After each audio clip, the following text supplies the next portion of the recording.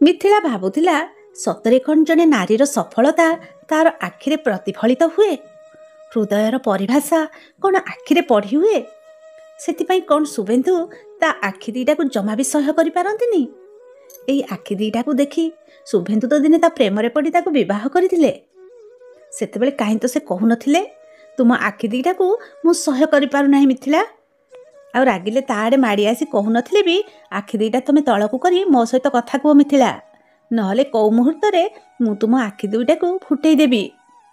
ଅସମ୍ଭବ ପୁରୁଷର ଔଦ୍ଧତ୍ୟ। ସେ କ'ଣ ଯାହା ଚାହିଁଲେ ତାହା କରିଦେବେ? ଜଣେ ସ୍ତ୍ରୀ ଭାବରେ କିଛି ହିଁ କ'ଣ ତାର ସ୍ୱତନ୍ତ୍ରତା ନାହିଁ? ହାୟ, କ'ଣ ନଥିଲା ତାର? ଧନୀ ଘରର ଦୁଲାଳି, ଘରେ ଏତେ ଚାକର ପୂଜାରୀ, ଅଲି ଅଳି ଗେଲ ବସରର ଝିଅ ମିଥିଳା। ବାପାଙ୍କର ଏକୋଇର ବଳା, ସେଇ ତାଙ୍କ ପୁଅ, ସେଇ ତାଙ୍କରି ଝିଅ। ସତରେ କେତେ ସ୍ୱପ୍ନ ଦେଖିଥିଲେ ତା ବାପା।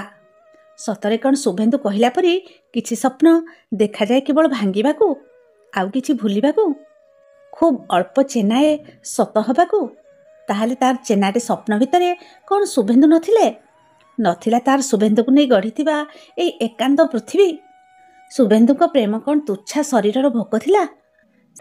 ହେଲେ ଏତେ ଶୀଘ୍ର ଶୁଭେନ୍ଦୁ କେବଳ ଜଣେ ଅର୍ଥୋଡକ୍ସ ସ୍ୱାମୀ ପାଲଟି ଯିବେ ସେ କେବେ ବି ଆଶା କରିନଥିଲା।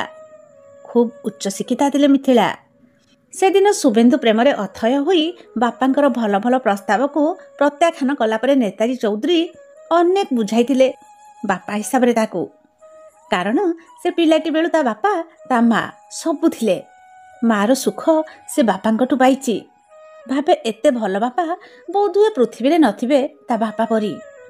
ମା କୋଳରେ ମୁଣ୍ଡ ଗୁଞ୍ଜି ପାରିଲା ନାହିଁ ସତ, ବାପା କୋଳରେ ମଥା ରଖି ସେ ସୁଖ ସେ ମନ ଭରି ଉପଭୋଗ କରିଛି। ଅଥଚ ଆଜି ସେ ସୁଖ ଚଲା ମେଘ ପରି ଅପସରି ଯାଇଛି।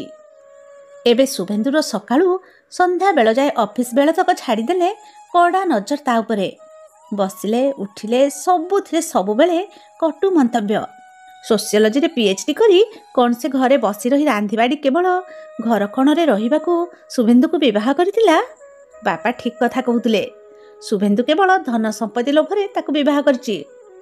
ବୋଧହୁଏ ବାପାଙ୍କ ସମସ୍ତ ସମ୍ପତ୍ତିର ମାଲିକ ହେବାକୁ ଚାହୁଁଥିଲେ, କିନ୍ତୁ ଆଜି ପର୍ଯ୍ୟନ୍ତ ଦିନେ ବି ତ ତା ପାଖରେ ଏ କଥା ଉଠେଇ ନାହାନ୍ତି। ତେବେ ଅସୁବିଧା ରହିଲା କେଉଁଠି? ବାସର ରାତିରେ ଏଇ ଆଖି ଦିଟାରେ କେତେ ପ୍ରଶଂସା କରିଥିଲେ।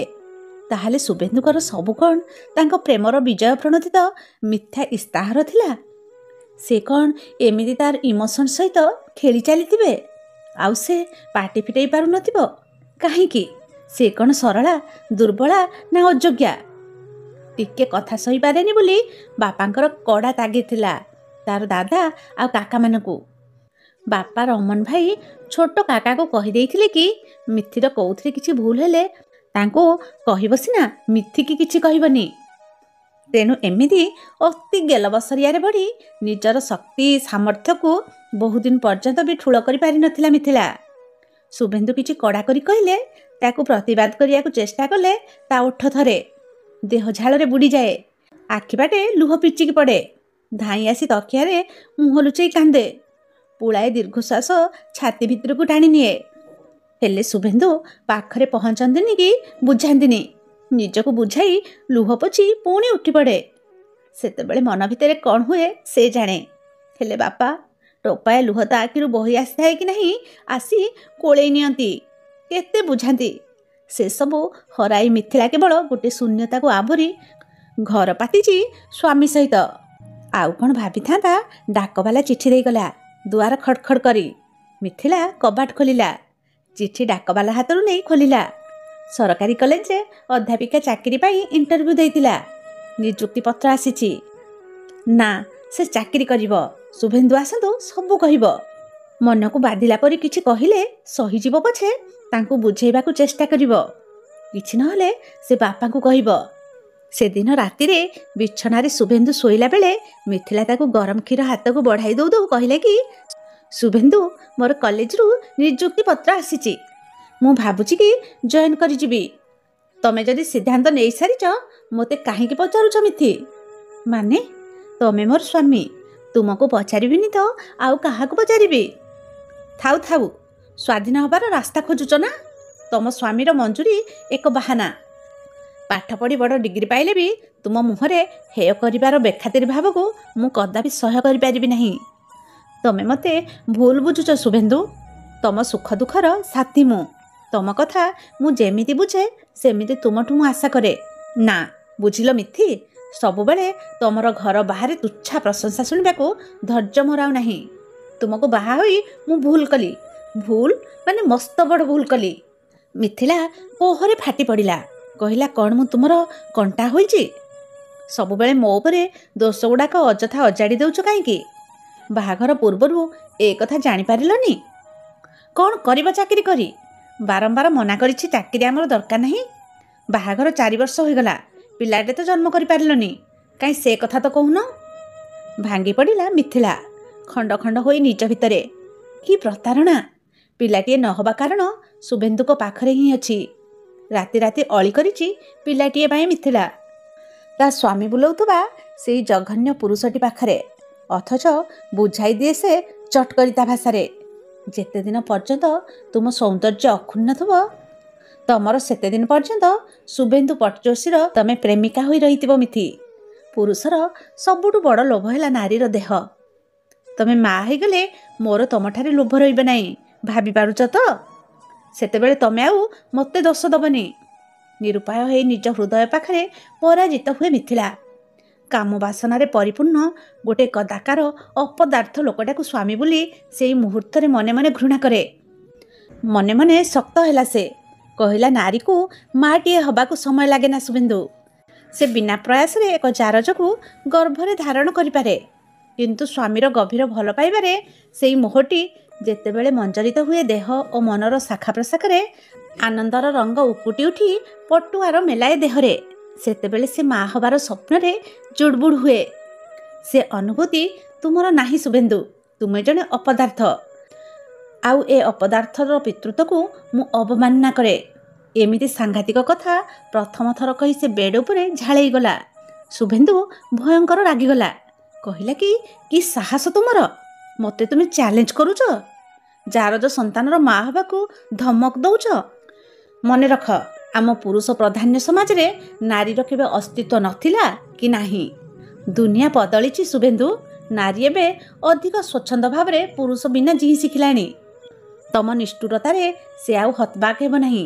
ସେ ଘାସ ଫୁଲ ନୁହେଁ ଯେ ତୁମେ ତାକୁ ଦଳି ମକଚି ତାକୁ ରାସ୍ତାରେ ଫିଙ୍ଗିଦେବ। ମୋ ଦେହକୁ କେବଳ କ୍ଷତ ବିକ୍ଷତ କରିଛ। ମୁଁ ମହମବତୀ ପରି କେବଳ ତରଳିଛି ଶୁଭେନ୍ଦୁ। ତମେ ମୋତେ ଶୂନ୍ୟ କରିଛ ସିନା, କେବେ ପୂର୍ଣ୍ଣ କରିନାହଁ। ତୁମ ରକ୍ତିରେ ମୁଁ କେବଳ ଅଙ୍ଗାର ହୋଇଛି, କିନ୍ତୁ ଆଉ ନୁହେଁ ଶୁଭେନ୍ଦୁ। ତୁମ ପ୍ରତାରଣାର ସେଇ ନୀଳ ବିଷ ମୁଁ ପିଇବାକୁ ଆଜି ଅକ୍ଷମ। ସେ କହିଲା, କି ମୁକ୍ତି ମୋତେ ତମେ କ'ଣ ଦେବ ଶୁଭେନ୍ଦୁ? ମୁକ୍ତି ମୋର ଜନ୍ମଗତ ଅଧିକାର। ତୁମ ଫୁତ୍କାରରେ ମୁଁ ରୁଗ୍ଣ ହେବି ନାହିଁ।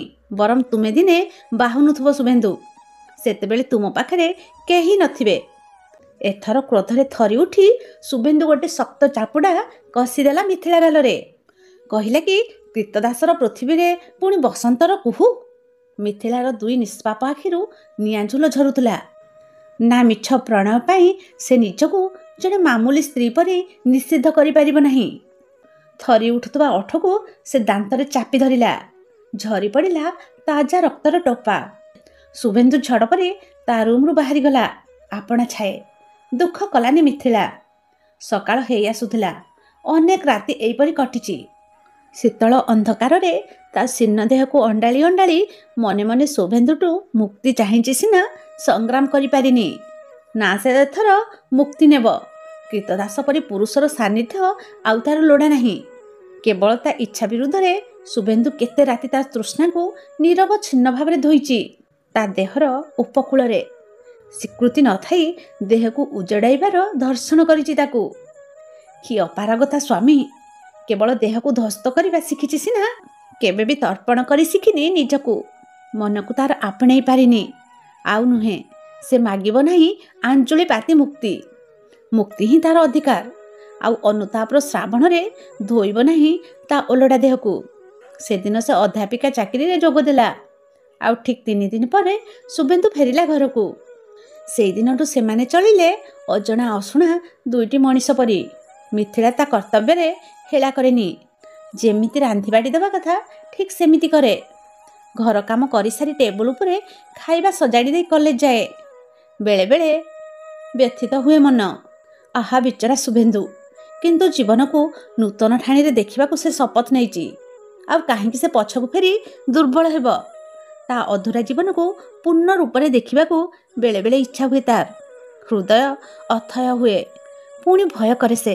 ପୁଣି ପ୍ରତିଶ୍ରୁତି, ପୁଣି ପ୍ରେମ ଭିକ୍ଷା, ପୁଣି କ୍ରୀତଦାସର ଅଶ୍ରୁଳ କାବ୍ୟ। ନା, ପ୍ରେମ ତାର ପ୍ରଦୂଷିତ ହେବା ପରେ ଆଉ ଜୀବନରେ ସେ ଖଳନାୟକ ଚାହେଁ ନାହିଁ। ତେଣୁ ଏ ବନ୍ଧନକୁ ଭାଙ୍ଗିବାକୁ ହେବ। ସେଦିନ ରବିବାର ଅପରାହ୍ନ। ଶୁଭେନ୍ଦୁ ବିଶ୍ରାମ ନେଉଛନ୍ତି ତାଙ୍କ କକ୍ଷରେ।